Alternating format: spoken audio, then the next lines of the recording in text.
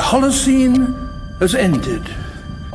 What we do now and in the next few years will profoundly affect the next few thousand years. The only conditions modern humans have ever known so far are changing, and changing fast. Nothing stays the same on this planet. Everything changes. The Earth is going into one of these jumps, and you don't know what is going to be on the other side of those jumps. The Earth is always jumping.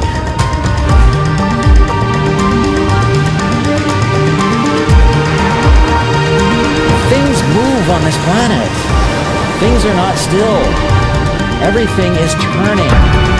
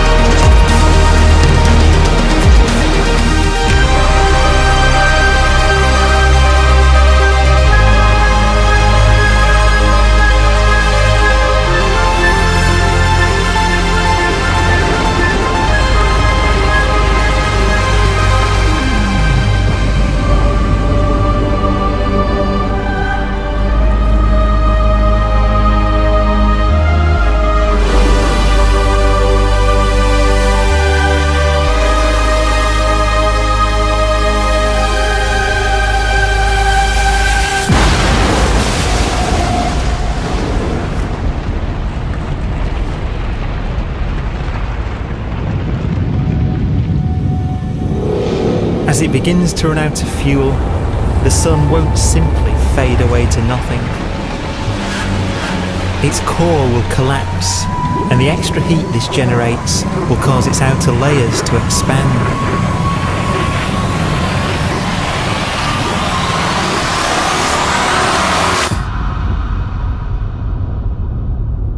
The sun is now dead. Its remains slowly cooling in the freezing temperatures of deep space.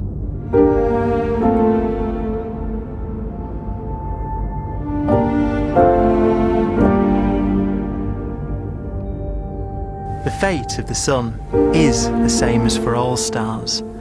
One day they must all eventually die, and the cosmos will be plunged into eternal night. All stars eventually will run out of fuel. The temperature of the universe drops. The stars, one by one, in the night sky will turn off. And there'll be no more new stars created. And so that the universe will end not with a bang, but with a whimper. And not in fire, but in ice.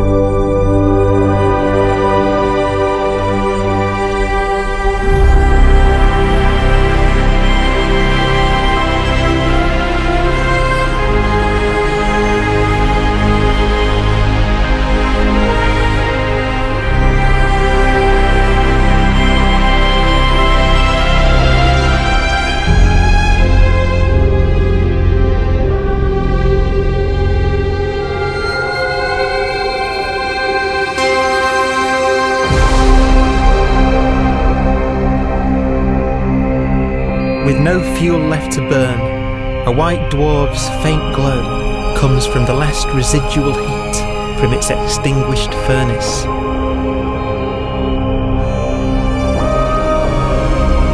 Looking at it from where the Earth is now, it would only generate the same amount of light as the full moon on a clear night.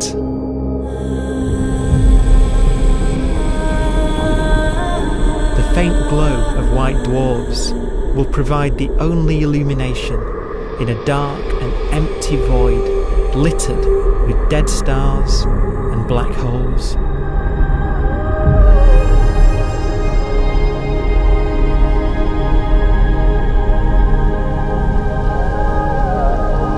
some ways, it's kind of a ghost universe. It's the corpses, the zombie stars, that will take us into the future.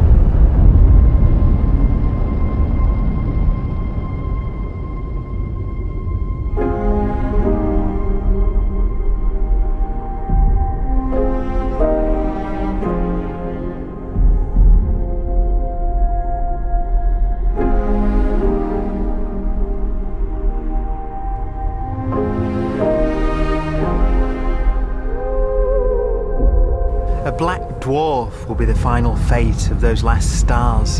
White dwarfs that have become so cold that they barely emit any more heat or light. Black dwarfs are dark, dense, decaying balls of degenerate matter. Little more than the ashes of stars. Their constituent atoms are so severely crushed that black dwarfs are 1,000,000 times denser than our sun.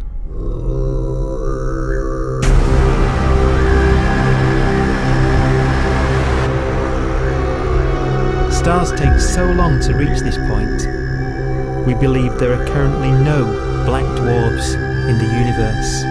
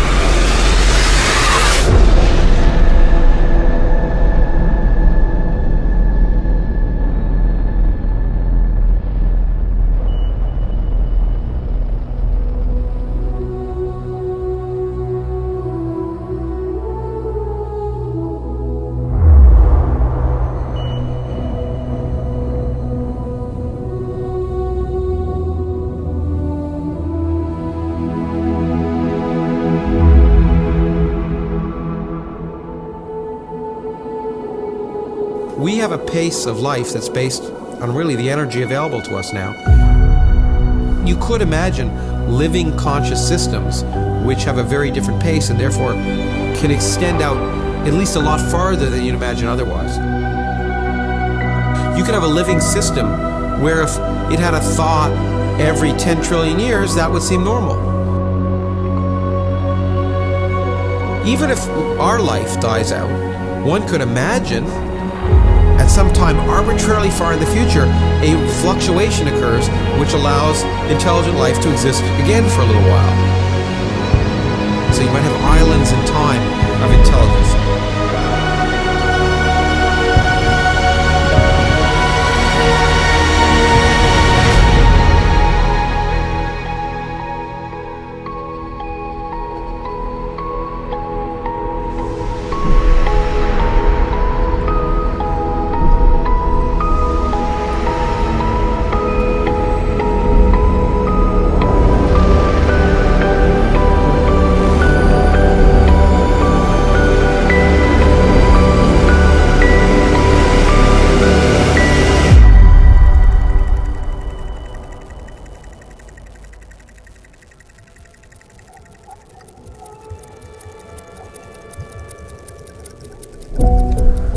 A proton, one of the fundamental building blocks of atomic matter, of what makes us up, can just spontaneously fall apart.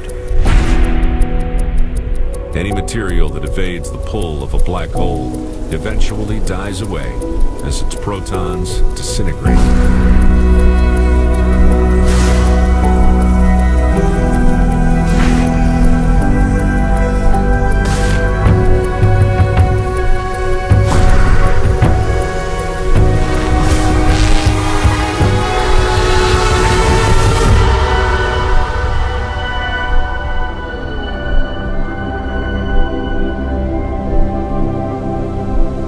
The matter inside black dwarfs, the last matter in the universe, will eventually evaporate away and be carried off into the void as radiation, leaving absolutely nothing behind.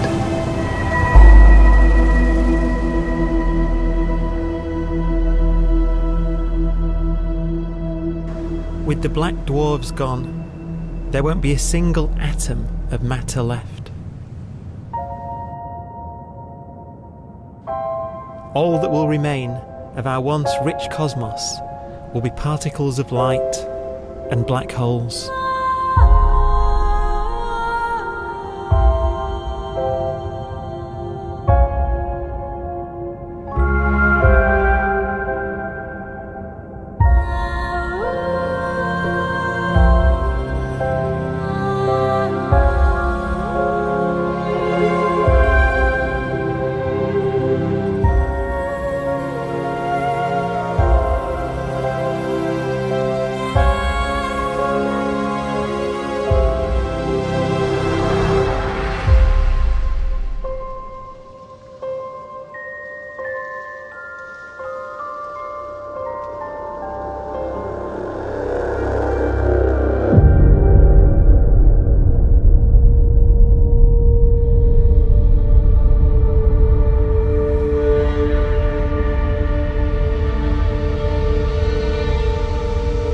The arrow of time creates a bright window in the universe's adolescence, during which life is possible.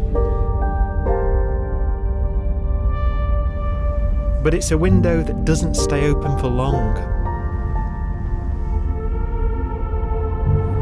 As a fraction of the lifespan of the universe, as measured from its beginning to the evaporation of the last black hole, life, as we know it, is only possible for 1,000th of a billion billionth billion billionth billion billionth of a percent.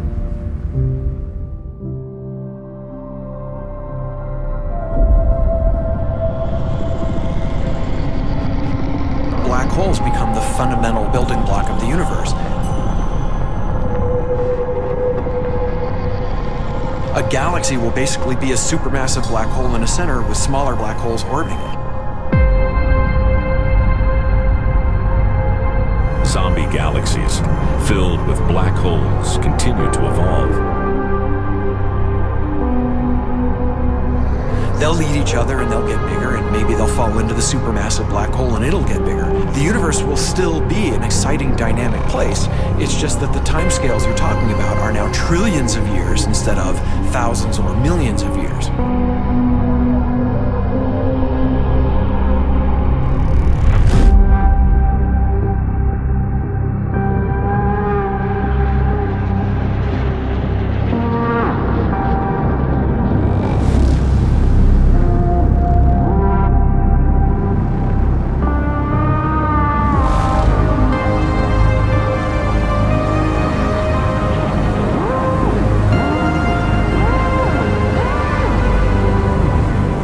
Black holes can bang on space-time like mallets on a drum.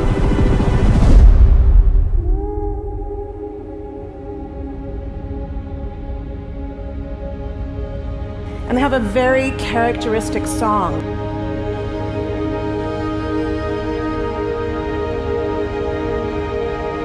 Imagine two black holes that have lived a long life together. At the end of their lives, they're going around each other, crossing thousands of kilometers in a fraction of a second. As they do so, they leave behind in their wake a ringing of space, an actual wave on space-time.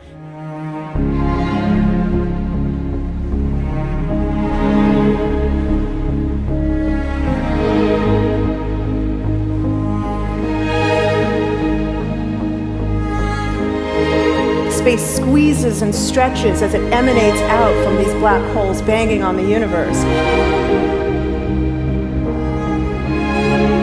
Those are the gravitational waves. They are literally the sounds of space ringing. And they will travel out from these black holes at the speed of light as they ring down and coalesce to one spinning, quiet black hole.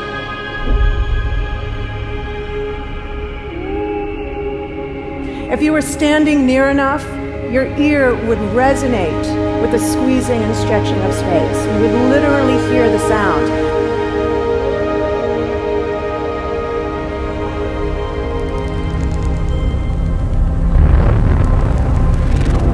Imagine a lighter black hole falling into a very heavy black hole. The sound you're hearing is a light black hole banging on space each time it gets close.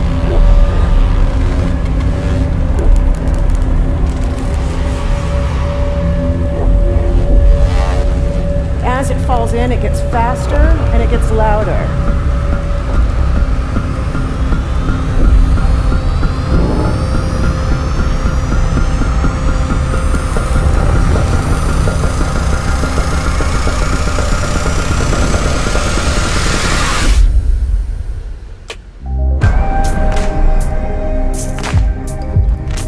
Scientists used to think black holes were immortal, but even these will one day die. Now we're talking about timescales of unimaginable length, quadrillions of years into the future. On that timescale, even the black holes begin to evaporate.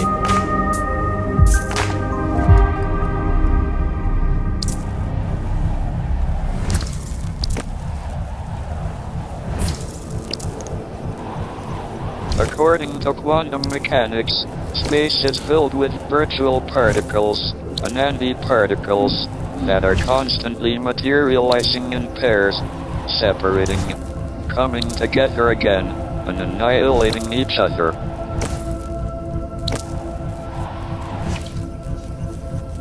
In the presence of a black hole, one member of a pair of virtual particles may fall into the hole, leaving the other member without a partner with which to annihilate. The forsaken particle appears to be radiation emitted by the black hole. And so, black holes are not eternal. They evaporate away at an increasing rate until they vanish in a gigantic explosion.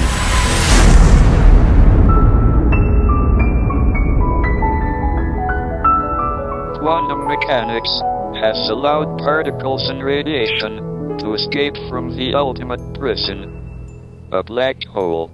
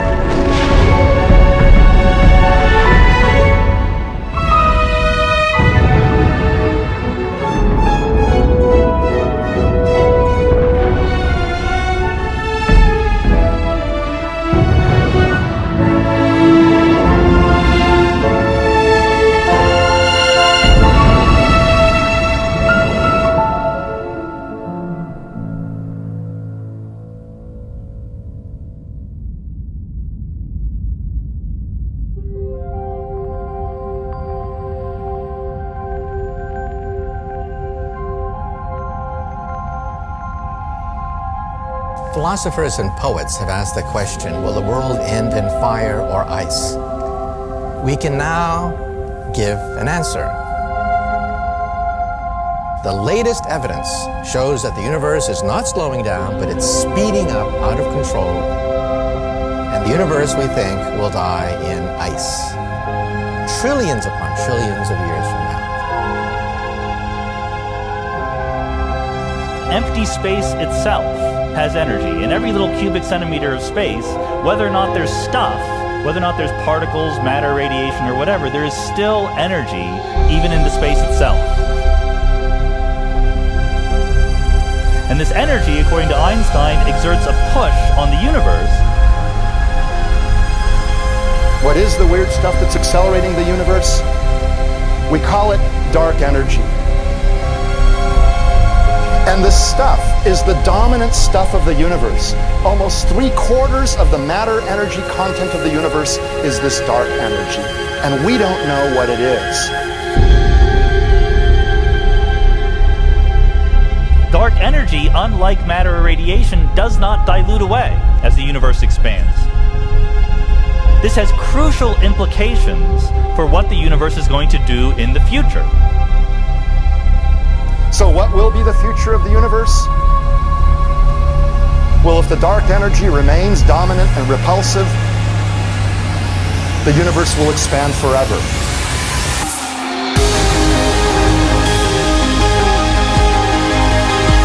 Faster and faster and faster with time.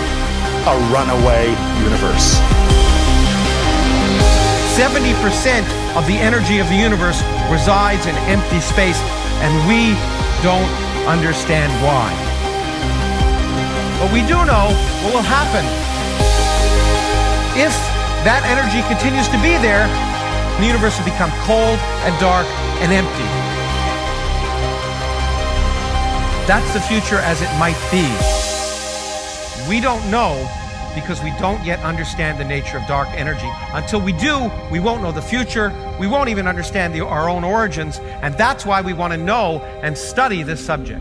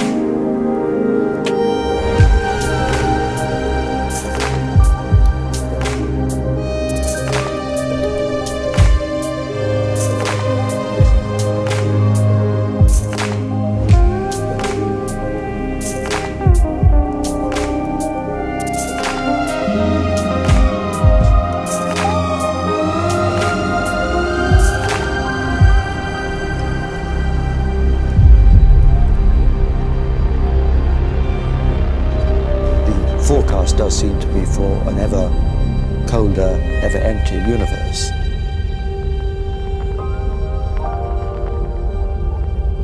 But then, of course, we have to ask, could that end lead to a new beginning? And there are ideas whereby what actually is the end of our universe could in some sense be linked to the beginning of a new one.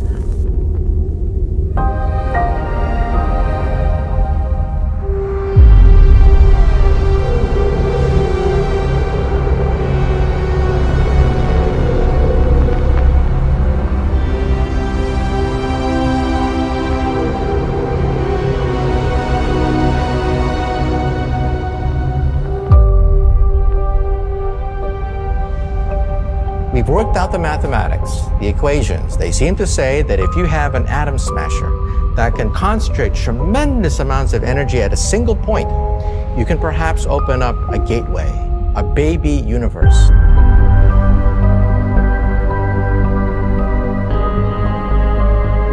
Facing the death of everything there is, this perhaps is their only possibility of escape. And this also raises a very intriguing possibility, sheer speculation of course, that perhaps any universe that has intelligent life in it will create baby universes, will create lifeboats, and proliferate child universes. So an evolution may take among universes in the multiverse. Survival of the fittest may take place. So those universes which do not have intelligent life are infertile. They have no children. But those universes that have mild temperatures, stars like us, would create civilizations that could open up child universes, and they would then proliferate.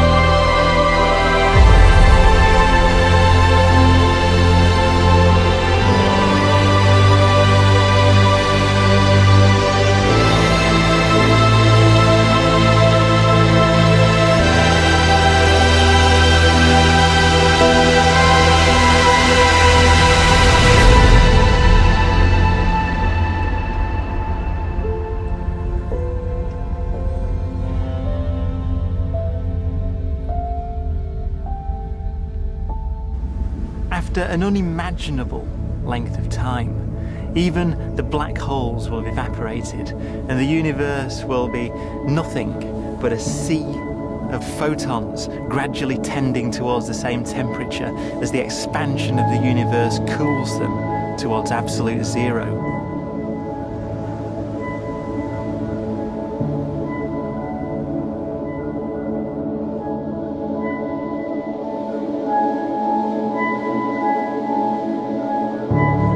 Once the very last remnants of the very last stars have finally decayed away to nothing, and everything reaches the same temperature, the story of the universe finally comes to an end. For the first time in its life, the universe will be permanent and unchanging. Entropy finally stops increasing because the cosmos cannot get any more disordered. Nothing happens, and it keeps not happening forever.